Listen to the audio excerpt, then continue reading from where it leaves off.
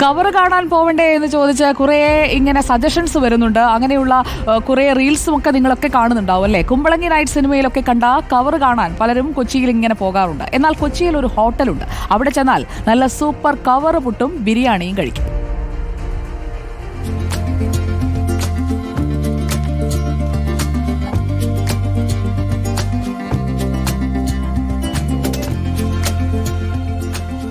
Cover കാണാനായി കൊച്ചിയിലേക്കും കുമ്പളങ്ങിയിലേക്കുമൊക്കെ വന്നിട്ടില്ലേ?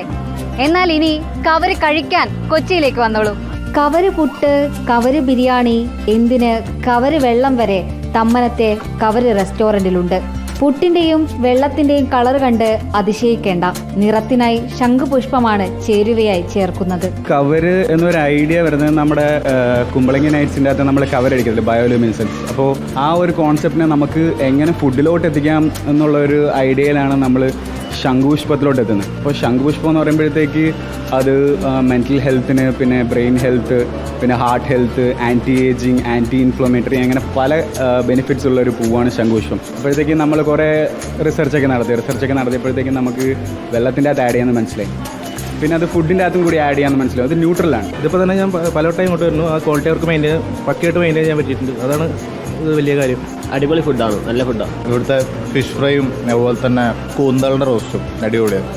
Personal favourite. ശംഖുപുഷ്പം ചേർത്ത വെള്ളം എനിക്ക് ഭയങ്കര ഇഷ്ടമാണ്.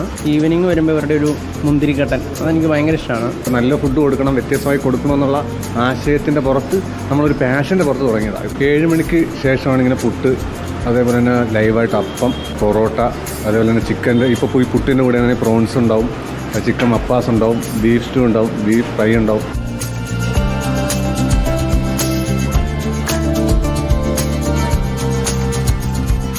കവര് പുട്ടിന് 30 രൂപയും കവര് ബിരിയാണിക്ക് 130 രൂപയുമാണ്.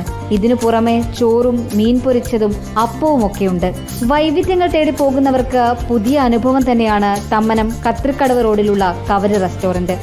വീഡിയോ ജേർണലിസ്റ്റ് രജീഷ് ഭാസ്കറിനും ചാൾസിനുമൊപ്പം reporter Anjali Sreejitharaj, in reporter, Kochi.